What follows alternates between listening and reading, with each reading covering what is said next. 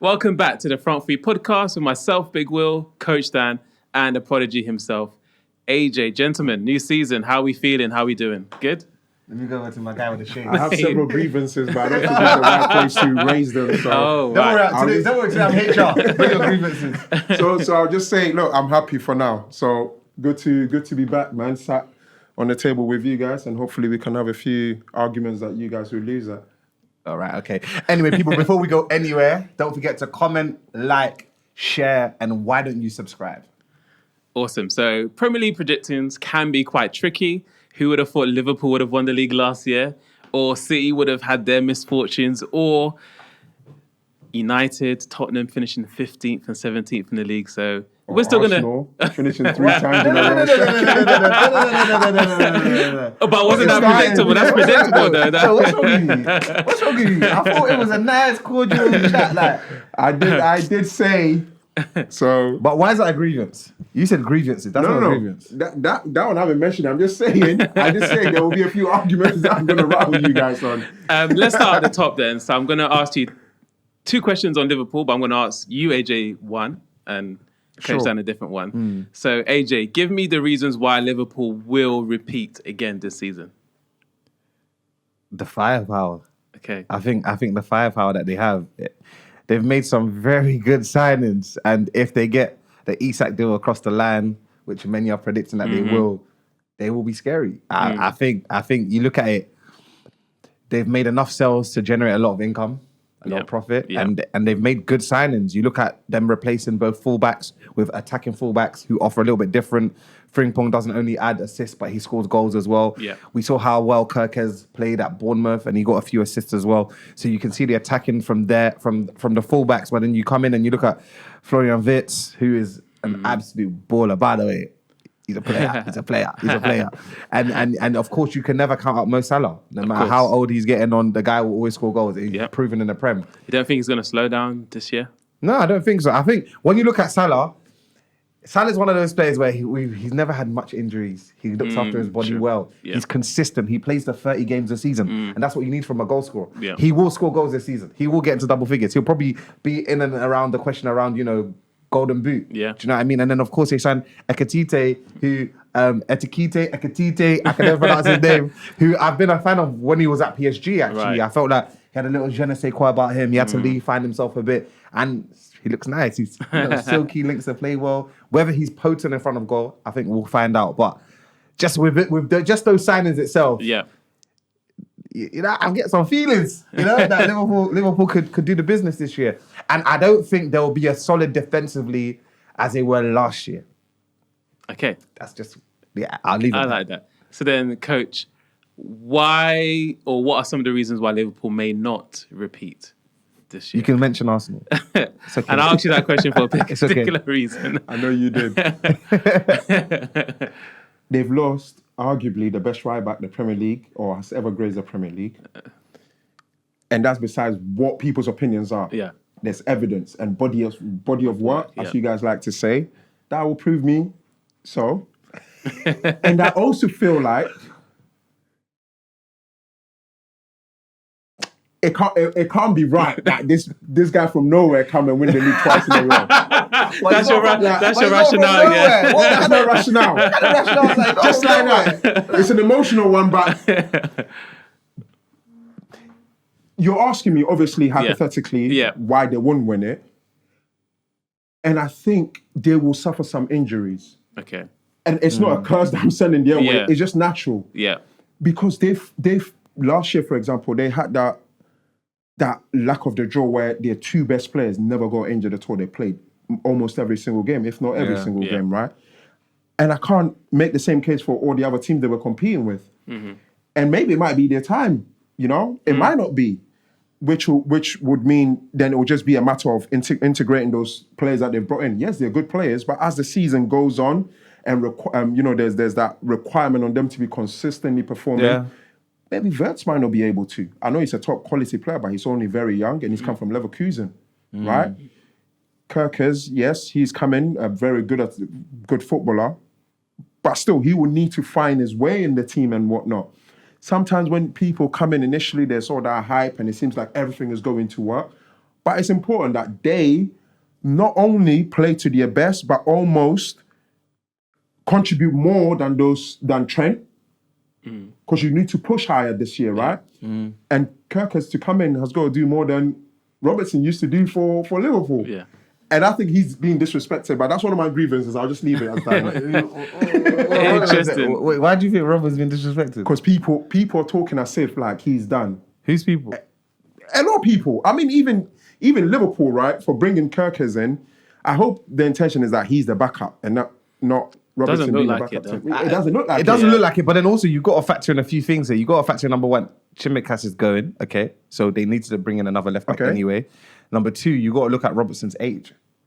Kirkers is significantly younger than him. He is. So it's not that. And also, you got to remember, like you just said, the season is a long season. Liverpool are in every competition. No, you absolutely. can't expect Robbo to do 52 games or whatever crazy it will be this year. I haven't even counted yet. Absolutely. So I think it works. Yeah. I think I get what you're saying though in terms of. I know some people have been, saying, Robbo's done, and I think that's crazy disrespect because the guy's is a Liverpool legend. It is, and it was a similar thing with Harry Kane a couple of seasons ago. I think after was it the World Cup or whatever, the Euros, and people were like he's done, and it's just some of these things you hear on social media and whatnot. And no, I can't pinpoint who right now, but I've known on major platforms people almost saying like Robbo is done since last season. They've been saying that, and he will have something in store for them. 100%. He's that type of player. Exactly. He's actually that type of player. Like, look where he's come from, right? His whole game has been, let me prove people wrong. Yeah. And he's been one of the most consistent and best left backs in the league in the last 5 years at least. yeah, At least, yeah. AJ mentioned the fact that he feels Liverpool will be a bit more open at the back this year. Do you agree? Disagree? I suppose it would depend what his argument for that would be. All right, so my argument is this. I've watched him a lot in pre-season. And I just feel like because of the introduction of Frimpong, Kirkheads, they've lost a bit of stability at the back. Right. So now I feel like it'll be interesting. For me, it hinges a lot on how well Gravenberg plays and how well he protects the back foot. Because you've got to remember that Van Dijk's getting on. So he's not going to have the legs to be able to run. Kanate, I think over the last, 2 years he's been solid, but he's got the bozo gene. Like he could have a bozo moment at any point. And also there's question marks about whether he really wants to stay. He's got 1 year left on his con and he's not looking to extend.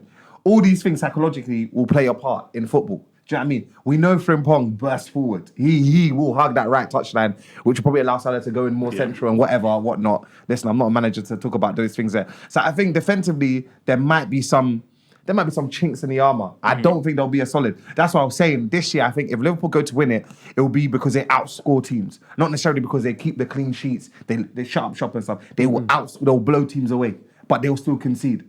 That's my thinking. Of course, they've been linked with, Mark Gahey and a few other centre-backs.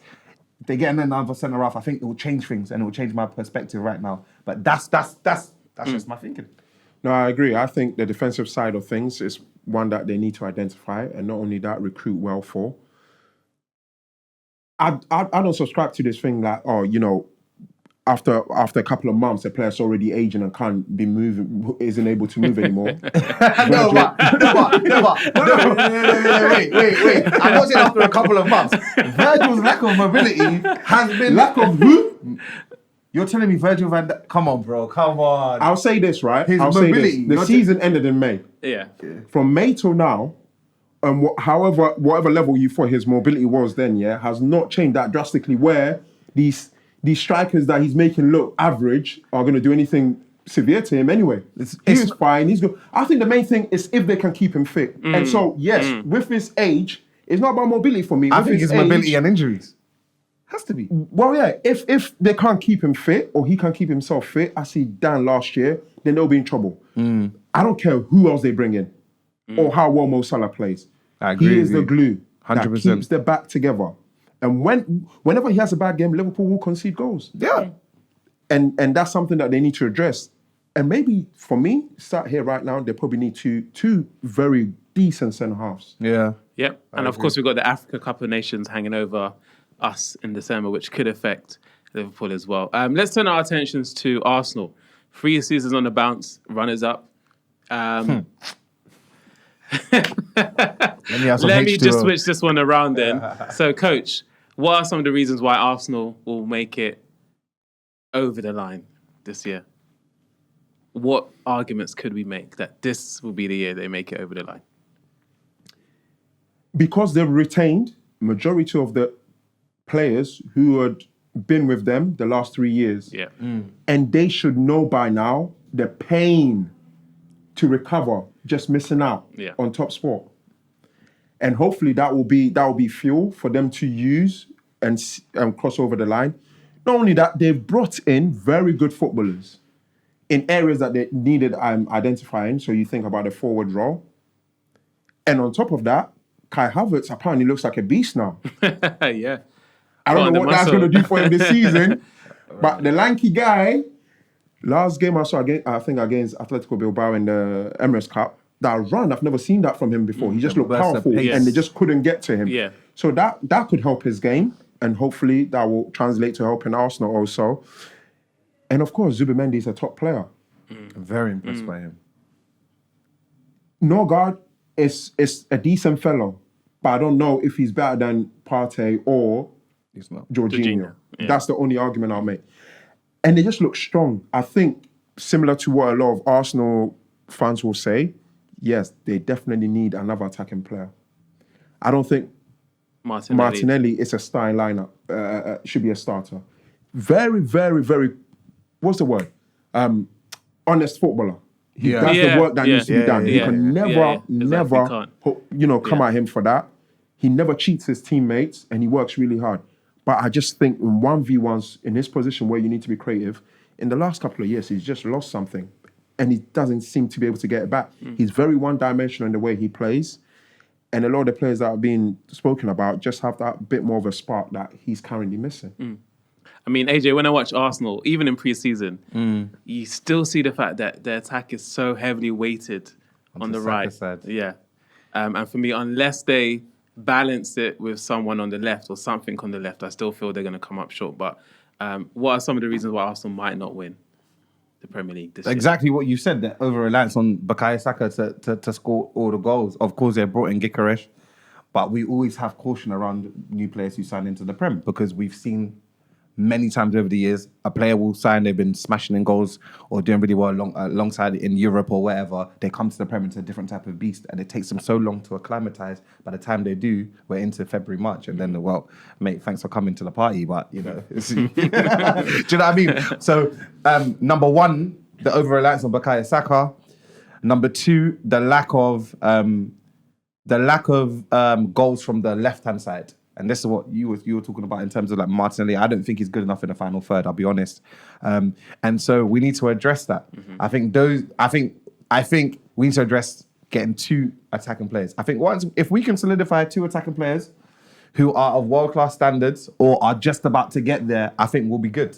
However, it's Arsenal we're talking about here. So the likelihood of both is slim. Also, I think in terms of creativity from the middle of the park, so I'm talking about the Odegaards. Last season, we struggled with him, especially when he came back from the injury. Yeah. He was struggling to create. Not Things the looked a same bit player. one-dimensional. Yeah. But, he got married. So hopefully he's just been released into a new level of Grace. of grace and creativity. But I say that to make a genuine point as to sometimes I feel like we're a bit too one-dimensional. If it's not going down the right-hand side and if it's not the set pieces, we struggle to break teams down. Yeah. So now I'm looking for another level of creativity, another level of breaking teams down, another level of so this is why the Gyökeres signing kind of excites me because he finds space, he stretches the line. So maybe that might help the likes of Odegaard, Nwaneri to come in and play and make things happen.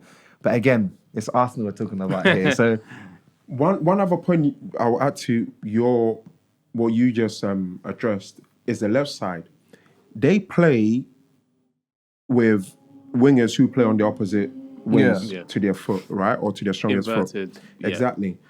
To be fair, they keep a wide line. Yeah. But with the forwards that they have and the team, and I think to be successful in the EPL, to go for the title, you got to find different ways to score goals. Yeah. Yeah. And Arsenal constantly are trying to create through the middle, which means Odegaard has to play good. yeah, all the time. Rice is not one that really slips in fancy balls or anything like that. Yeah. So that can't be his game. And so if you have, let's say, Martinelli, who is not whipping in balls with his left foot. He just You're not uses getting that to from stand Saka. on. Yeah. And you've got when what's his name play? Miles play. He comes in inverted. Yeah. He doesn't really go and put in crosses. Neither does Calafiori when he plays in there. So now they're a bit restricted in the kind of deliveries. But now that they've got what's his name? Madueke Yeah. and Gyökeres, you've got to give him service. Yeah. And his first goal he scored for Arsenal was a cross one into the box. A cross into the box. And then he scored another hit the post because Madueke crossed it from the left. Yeah. Now, if they can convince someone like Madueke to understand he's not a Mo Salah, and so he'll be more productive to a team playing on the left side, because at least he can get in crosses. Yeah. I'm really big on these players that play out on the right side of the pitch with left foot. Yeah, you've got to be bringing up numbers like Mo Salah. If not, you're not productive There's to no your point. team. Yeah. You're not. You're not getting crosses and you're not scoring goals. So then what is the point of you standing on the At right least side? on the left side, you can get in good crosses on your strongest foot for the strikers to feed off. And so hopefully they'll benefit from that. But look, I think they seem to be going after getting back to where they were 2 seasons ago, I believe, with the attacking threat, which they kind of lost last year. Yeah. You need goals. They seem to do well keeping clean sheets. Yeah. They've lost Partey. I think he's a big player. I know people think Zubimendi is a better footballer. Yes, but what Partey did for Arsenal last year, the only year that he was probably fit in his whole ironic. in his whole tenure there. But he was poor in transitions, I have to say. Everyone can be good at everything. Well, yeah, you can't. Yeah, I think there's only a handful of midfielders who are really good in transitions in world football. Genuinely. That's true. I think it's an art. I don't think many midfielders pick it up. You just got to be born with it. Personally, that's what I think. Yeah, you got to see the pass. You got to be able to execute it. Go from what you're doing good at, which is his side is the defensive side. It's not to say that Zubimendi can't do it, but maybe he might not be able to do it as well. Does that mean then they start shifting in more goals than they were previously? Or does that mean then Rice has to sacrifice his bombing on forward to stick a bit more next to Zubimendi? There could be different variations to how they approach games now, but they're a strong team. And in attack especially, they've addressed a few issues. Yeah. I mean, for me as an Arsenal fan, I feel like we've missed our chance, personally. If you look at the last 3 seasons, well, not necessarily last season, I get what you're saying. but I think the 2 seasons before then, 100%. I think when they went all out their when strongest, the chance is there to in football, you just never know. You got to strike when the iron's hot. That's it. Yeah, you just never know what's going to happen in football. It's so true. Because now when you look at all the teams around, the way teams are strengthened, I'll be honest, it's quite scary. And I'm not just talking about, the Tottenhams, the Chelseas, the Uniteds. I'm even talking about, how they say that, you have the top 6, then there's a next batch of teams. That, even the way they've strengthened, Villa will not be a joke this season. I think if Newcastle get the act together, they could build a very good team, but they're under a few restrictions. So you got to look at all these teams and you're like, okay, like even Everton with some of the signings they've made, like you can look at them and you're like, they're not going to be a walkover either. So it's like every team, apart from the 3 who've been promoted, but even saying that Sunderland are spending cash. I mean, I've been shocked. Sunderland are spending cash. So it's kind of like every year the level increases. And so it's like the last 3 years, not so much last year, but the 2 before, you felt like there was more of a vulnerability around the league where you could, take advantage of it and win it. Whereas now, the way everyone's strengthening, you just look around, you're like, yeah, safe. Yeah. Let's quickly touch on City, Pep. Not many people are talking about them, but of course, And that's when they're most dangerous. Exactly. He loves that. He loves it. And then what will happen is they'll win like the first 10, and he'll be like, and he'll drop like a little indirect. So, Coach, what do you expect from City this season? A continuation sort of what we saw last year with the drop off, or are they going to return back to their perilous best? There is what I expect from them, right, with the squad that they have, which is blow teams away again. Mm-hmm. But I'm sat here thinking. Last year, the excuse was they didn't have Rodri. Well, Rodri's not ready to start this year. Yeah. He's injured again. So was the excuse going to be this year if they're not playing? I think I never really bought into that whole nonsense about Rodri. Yeah, he's a good player. Yeah. No one can argue the fact, right? But there's different things that make a team. And they've been able to consistently win the league because of everyone in that team. And so right now, for me, when you ask me, yes, they should go, blow teams away. they've got some very good attacking players, and they've got Oscar Bob back. They missed him. I was watching him last year's preseason and he looked sharp. Like he was going to come and do something. Then he got injured and he was out. So he would have a part to play. I think Foden owes them a season. Yeah. You know, he's in deficit right now. He needs to make up for that. I feel you're in debt, bro. He needs to make up for that. And Haaland, in a way, as many goals as he scored last year, we still thought that was below his standard. They can only get better, right? They can only get better. So I expect them to get back to the ceiling that everyone expects them to be at, because once they're there, they set the standards high for everyone to perform. And so hopefully, that's what I'm expecting from them. And they've kept the majority of their nucleus as well. That's true. The core. They've kept them. Yeah. And you know, we all heard Bernardo Silva might go. Obviously, KDB went. That's another grievance. That was. I might not be watching the EPL this year. But in terms of like the nucleus of the Diaz's, the Bernardo Silva, like they've kept that nucleus. So like you said, I'm expecting big things from City this year. I'm excited to watch them, I'll be honest. Because as much as, you know, Liverpool have been making noise with their signings, Arsenal have been making noise with their signings, United with the Seshko, like City have quietly just gone about their business, and I think they'll be potent. I think they'll be potent. And I think we'll see the emergence of like Doku playing better, Foden owes him a season, like you said. The new side, the midfielder Reinders, who I think is top tier on the ball, by the way. Very good, and he scores goals. There's something Lampard-esque about him, the way he arrives late and just finishes. So, I don't know, there's something nice building that City, but they haven't made too much noise, which for me will be very interesting. Well, I think that's just typical of the world we live in right now, you know? It's almost as if people are waiting for pundits to say, see, you're going to do good, then people jump on it. And when they don't say anything, people are void of their own sort of like You're right. autonomous thinking. And it's stupid because City's a brilliant team. It's weird, isn't it? Like their worst season is someone's best season and all these kinds of nonsense that we talk about. Exactly. And the goalkeeper situation will be very interesting. Exactly. Because if they do what we're seeing, it's going to be crazy. Exactly. In our next episode, we'll look at the best and worst signings and give our predictions. But let's carry on with a few more teams first. For me, Chelsea are my dark horses for the Premier League this year. They can't even be dark horses. They can't even be dark horses. Why are they dark? They're light horses. Why are they dark? They're not dark horses at all. But yeah, I think they're going to be very good this season. They're the Why best do you team in think? the world right now. Well, according to the Club World Cup. Yeah. You see, so number one, I'm so confused by their model.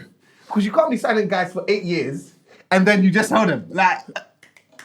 And then you just bring more in. So again, I'd love to see their books because someone is cooking those books. They're frying those books. You know the way Ghanaians like to fry egg? Chelsea are cooking those books. Because something's not right. But in terms of like personnel and that attacking quartet, and then the B team quartet, they're solid. They're very solid. It's actually looking very scary at that midfield. Caicedo, Enzo, Palmer. Solid. Pretty good, mate. Solid. And then you look at the back four, and you're actually like, do you know what? This is solid. The only question mark you have is the goalkeeper. The goalkeeper situation, which I think they'll probably rectify soon. Seems like it, yeah. But then you look at the fact that they're linked to Garnacho. If they get him in, they're stacked on the right-hand side already with Estavo, who's an absolute baller. What? No, that guy can play football. That guy's a footballer. And so when you see them letting go of Madueke and all these guys, people are complaining, you get it. You actually understand why. And then to sign Delap and João Pedro. And by the way, them catching João Pedro, great signing. The guy can link play, he can run, he's strong, he bullies, he's got the flair. Do you know what I mean? In fact, João Pedro is what Richarlison should have been. I'm being serious. But it is. Because of the way he plays. When Richarlison was João Pedro's age, he was one of my favourite footballers. I agree with you, sir. Under Marco Silva. Yep, I agree with you. I thought he was going to run with the world, but then he just went, and then he's had injuries. Certain teams like Spurs, they ruin careers. But the way João Pedro plays football, like he just fits Chelsea's system, and then you don't let him breathe because you sign Liam, the runner. He runs, he's strong, he's quick, he stretches the play. So in terms of going forward, I'm very excited. And the midfield, Enzo and Caicedo, they found that balance. Like Caicedo's come back to the form that he was at Brighton before they sold him for the big bucks. Yep. So I'm like, okay, Chelsea look nice, but obviously now Levi Cole got injured. So they've got to address that. Yeah.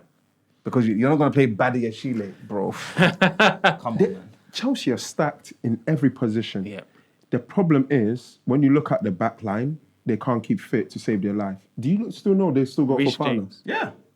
Yeah. Rich James. Yeah. They got so many good footballers. Young footballers for some reason can't keep their bodies fit.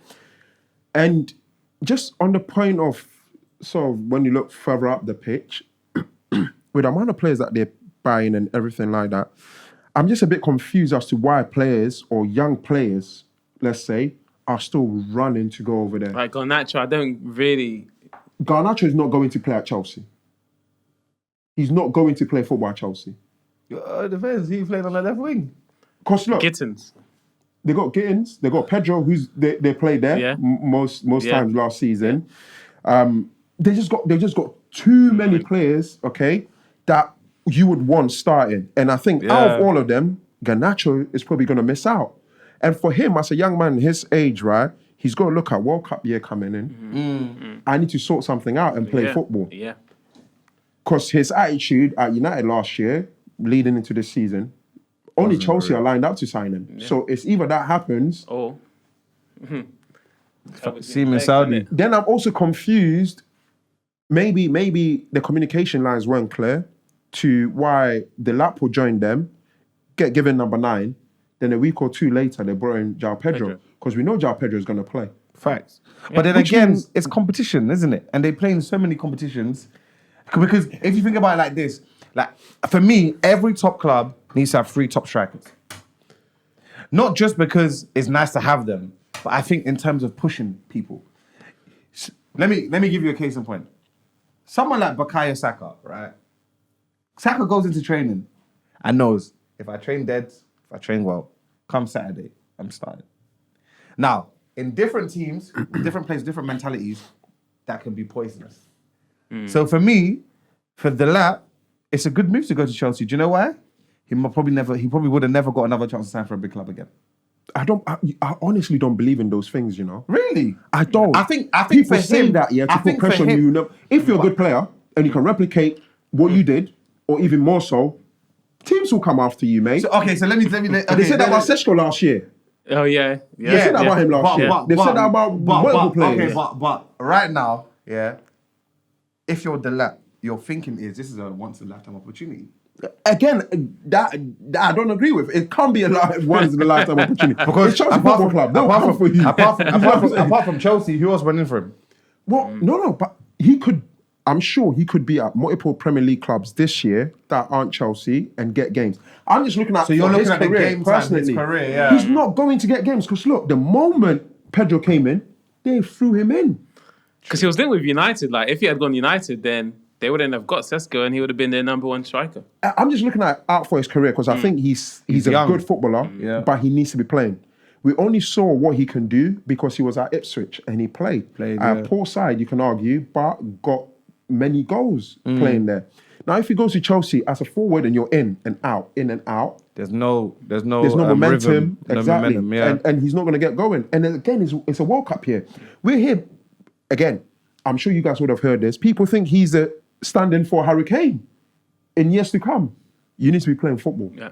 You need to be playing football. And Chelsea, generally, their model right now seems, if you're below the age of 23, let's get you in. I need to check the DBS of some of the stuff.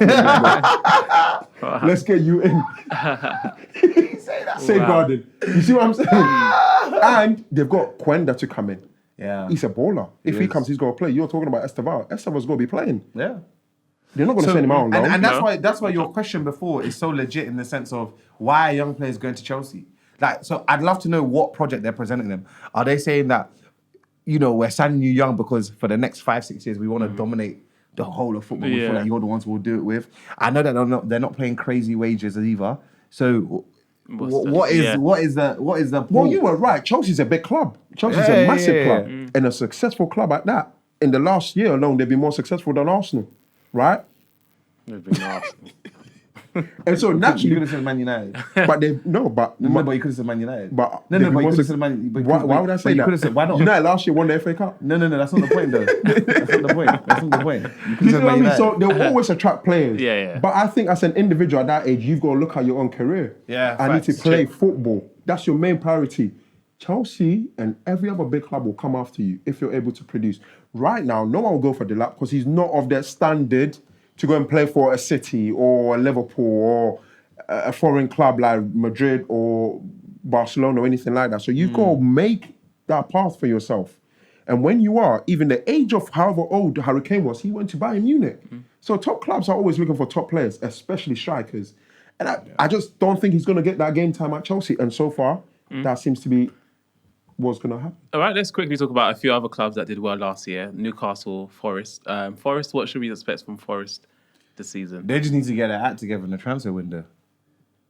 The whole keeping Gibbs White, great. Wait, listen, that owner, I don't know what the heck he did, but he did the big thing. You know what I mean? Like, and now you look at they got rid of Elanga, and you're looking at.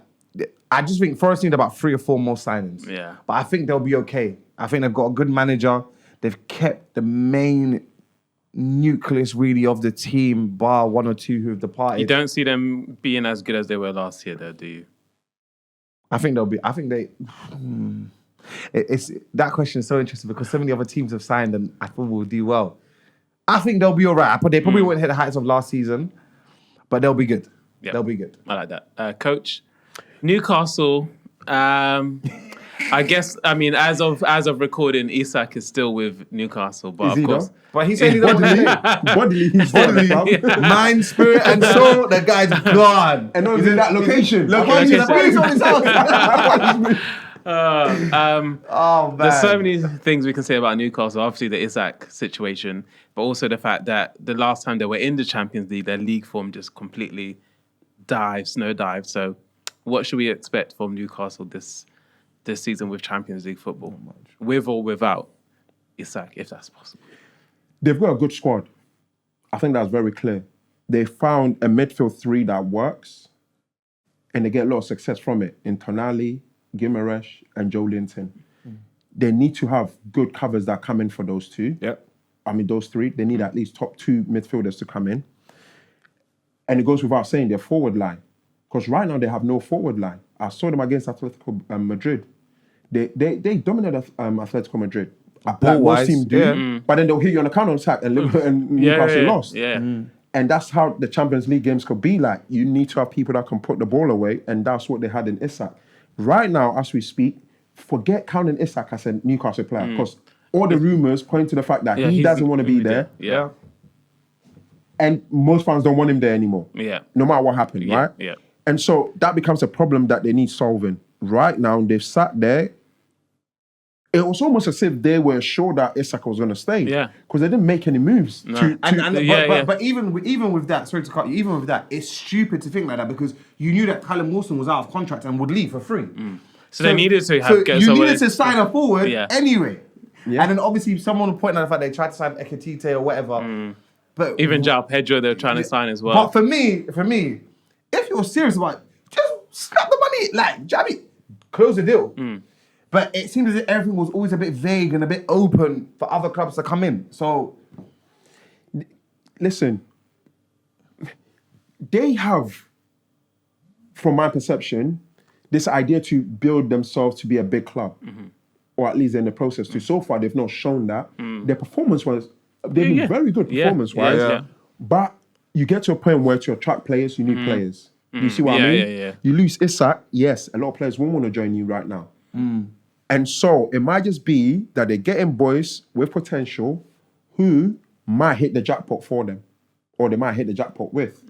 Like bringing in Chelsea's forward, Nicholas Jackson. Maybe it might work for him. Maybe on a loan Talking initially. about Jacob Ramsey as well from Villa coming Yeah, in. I think he's a good cover footballer. Yeah, of what you exactly. said for the I think he's a good midfield, footballer. I mean, Nicholas Jackson would be a great signing for them. I think so too. Or, dare I say it, Guirassy from Dortmund. It just means they might have to pay a bit more.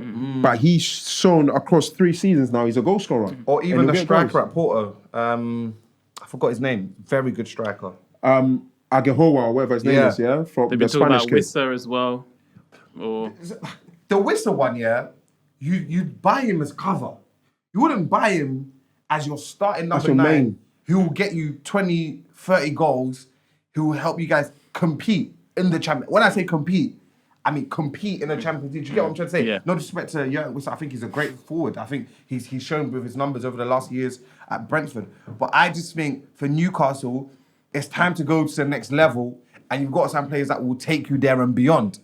Like, so for me, when players are turning you down, there's a problem. It's either a problem with your model, or there's a problem with how you're presenting the model and the dream to the player that you're trying to sign. Or the problem is that They're coming other up against clubs are heavy bigger. hitters. Yeah, They're coming up against heavy hitters. You're coming up against heavy hitters, but how do, like you know, for example, yeah, you come up against a heavy hitter. It means that for you as a club, you got offered the player something more. Do you get what I'm trying to say? We've seen a lot of instances where heavy hitters come in for a player, but the players decide to go somewhere else purely because the model of what this lower club, whatever they want to call it, has offered them. Like the dream that they've given them, the assurances, the package. Do you get what I'm trying to say? Sometimes you just have to do that element. Sometimes the bidding wars and all that stuff is great, yeah, whatever. But sometimes, but how do you sell? You hear a player say like, Arteta called them and they couldn't say no to Arteta. You hear a player say, oh, Pep called and they couldn't say no to Pep. So sometimes, you know, I can't remember whether it was last year or the year before, we spoke about Eddie Howe. I was about to say, we spoke about him as a manager, him being a good British manager. Like, he has bright ideas and stuff, but whether he has that aura, cachet, to be able to, and this is what I'm going with it. In a European game, no, definitely not. Exactly. And that's my point here, it's because, guys, no disrespect to the thing, yeah. Look where Man United finished last year. Look at the state of Man United. But Seshko still chose to go to Man United over Newcastle. Man United who are not playing Champions League football over Newcastle who are playing. So it means that somewhere, somehow, there's a disconnect in between what they're offering players and how they're selling whatever they're selling to players. Because if I'm Seshko now, I'm 22 years old, I've had a great few seasons, I've slapped in goals. I look at the state of the Premier League. My club weren't budget, so Arsenal went for somewhere else. I'm desperate to leave. He wanted to leave, yeah? Worst case scenario, you stay one more season. 2 clubs come to the table, Newcastle and Manchester United. We know about the history of Man United, but Newcastle also have history, yeah? Man United are suffering. They've got a new manager, players are leaving, they can't get rid of players, the facilities are atrocious, they've got mice infestation. Come on, we know about the negatives of Man United, yeah? Then you look at Newcastle, backed by the Saudis. They've got money, they can't spend money, but they got money. They're building a good team. Guess what? They're in the Champions League. The only thing that will make you go to Manchester United is either they're paying you mad wage or the project and the manager have presented you something that has drawn you in. For me, it's that simple. I think... Because you can't tell me that Sheffield thinks Man United are going to win the Premier League this season. Impossible. No, he's not even of that level to win a team, the Premier League. Thank you. So then... I think there's a amount of legacy to it. Because think about it, right? If you say Newcastle are presenting Champions League football, right? Well, he's leaving a team that's playing Champions League football anyway. Yeah, he could have stayed there. Yeah. So it's a legacy thing with United. And there's all these rumours that, players have this, they have this almost pull that they'll be the player that move United out of where they find themselves right now. First of all, that has to be a team. Facts. That's the first thing. And second thing, maybe, and this is all conspiracy right now, right? We have this perception that Newcastle are backed by this unlimited amount of money from the Saudi, the Middle East, right? And so if a player's coming and they know that beforehand, maybe they come in and be like, look, this is what I want. And Newcastle are saying, well, we can't fulfill that. That's not something we're able to do. Well, United are offering me this, so I'm going to go to them. And it might just be a matter of that, right? And that's on top of the legacy stuff, right? Which is what United do have.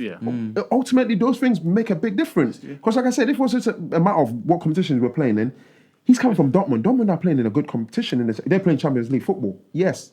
Newcastle, you would argue, have overall a better team than Dortmund. And United... Leipzig. What about them? He's coming from Leipzig.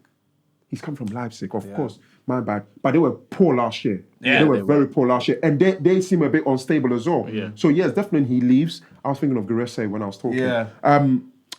And of course, there's talk that, what's his name? Xavi Simons will leave, who seems to be like the bright star for that team. And so And you know, for them as well, they're a selling club anyway. Like Facts. they're a It's always selling been club. Yeah. That's the model, isn't it, really? So naturally, he's coming out from a team. Then it's like, do I want to be a replacement player? Because that's what he is, right? For Newcastle, it's almost like you're coming to replace Isak, not you're coming to play alongside Isak. Yeah. And that might not be an attractive way to propose it. true. And You know that's what I'm saying. saying? It's all about how you sell the project. True. And so I don't know, but because I think I was counting the other day, and it's about this includes Seshko. It's been 9 players who have been in talks with Newcastle and decided to go elsewhere.